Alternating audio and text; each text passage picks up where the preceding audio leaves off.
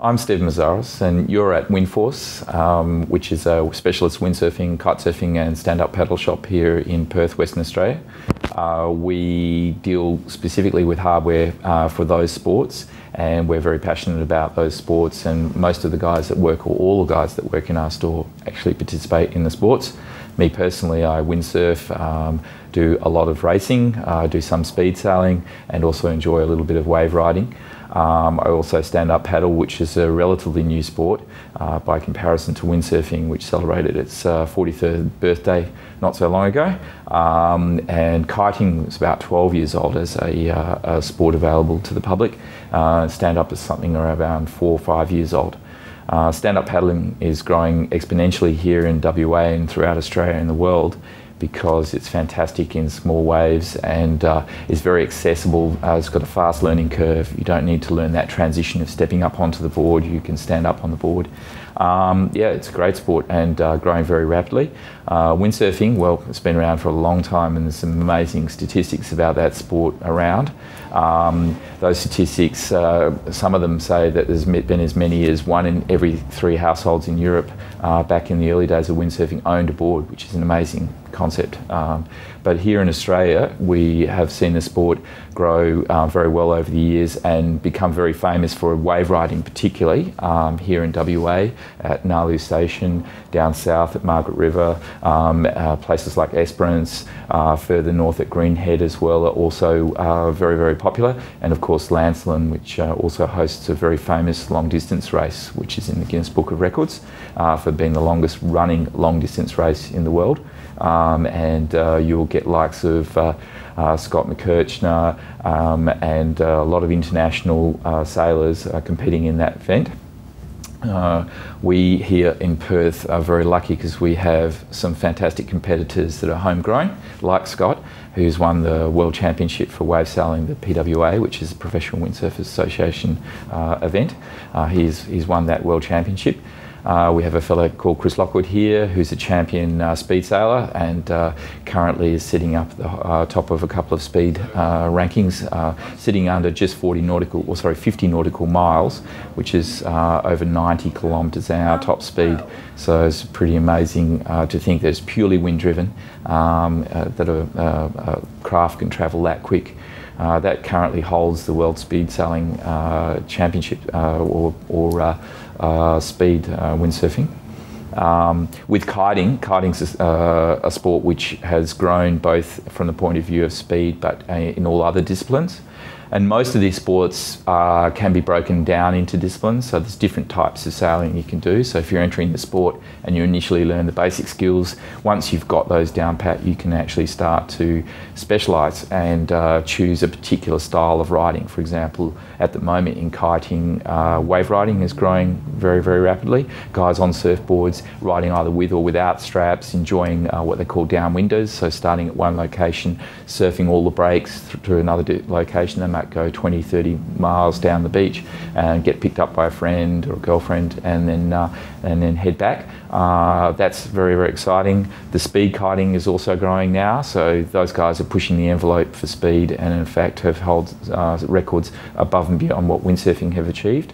There's also wake style riding, so that's doing amazing high jumps and lots of aerial manoeuvres with specialist boards and specialist kites. And the new platform for kiting now is racing as well. So they're developing some very specific boards for kite racing. They're very high volume by comparison to normal boards, big fins designed to go upwind, downwind, and that sector of kiting is going to grow rapidly throughout the world. With windsurfing, we have a lot of events here in Australia, particularly in Perth, slalom events, the Ledge Lancelin, as I mentioned, a lot of wave sailing events. And we're very lucky to be blessed with some good competitors and also some innovators in the sport here in WA. We have a fellow called Ben Severn, who's a local, who's a designer. He's developing sails here in Western Australia that are being sold on the world market. And those sails are amazing, truly amazing, and yeah, that's a pretty cool thing to be happening out of WA. A lot of board development is done here in WA, and there's some homegrown companies that are emerging here as well, which is really cool. With stand-up, a lot of testing is done here in WA, and we have a young fellow called, not necessarily young, but a fellow called Dave Muir, who has won the first world championship for stand-up paddling in wave riding. He's a West Australian, so that's pretty awesome. With those type of boards, that's the Starboard brand that he rides. They are largely developed by Scott McKirchner here in Western Australia. So yeah, it's a pretty unique situation. And one of the reasons why Australia, and particularly WA, has got that reputation is that we have these cross-onshore conditions that are here in the summer. The wind blows due to the thermal difference between the ocean and the inland deserts, and there's this constant ebb and flow of air on and off the land every afternoon in the summertime.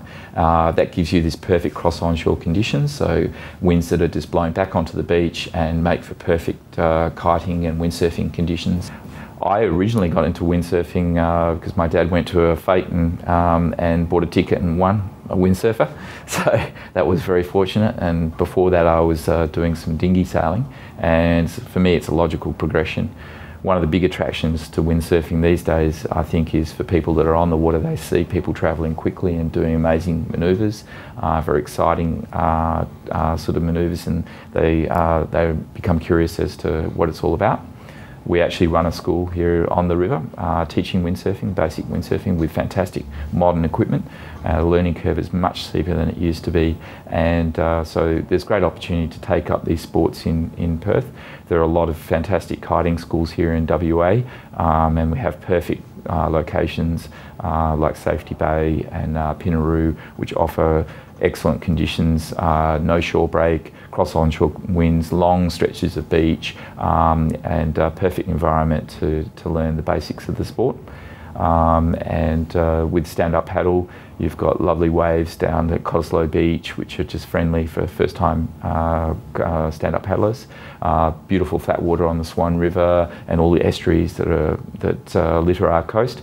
If you're interested in doing fitness and doing perhaps some adventure paddling or racing type paddling as well, which is a growing sector of the stand-up paddle. With websites and with technology, it's possible to clock and register your speeds, upload them online, and compete with people in Holland, all over the globe, which I do personally, and a lot of guys do. It's good fun. There's a bunch of guys here in WA that developed their own website called the GPS Team Challenge, which is a windsurfing speed website, and that's now got competitors from Holland, from America, other places of the world who have formed teams and that are competing, which is a fantastic thing. And that's all developed by some West Australian guys who are just interested in developing a way in which they could compete and compare their results against each other throughout Australia.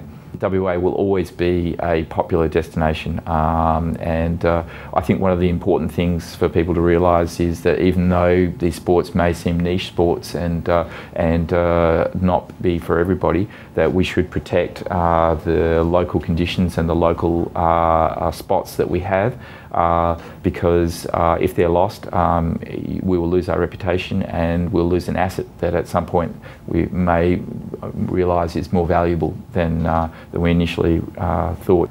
Well, these sports are unique. I think one of the things that's so fantastic is that it combines a multiple of things. It combines relaxation, and I often call my sailing time my meditation time. You can switch off. It's a very one thing when you're out there, focusing on the water, focusing on the conditions, trying to maximise the performance of your equipment.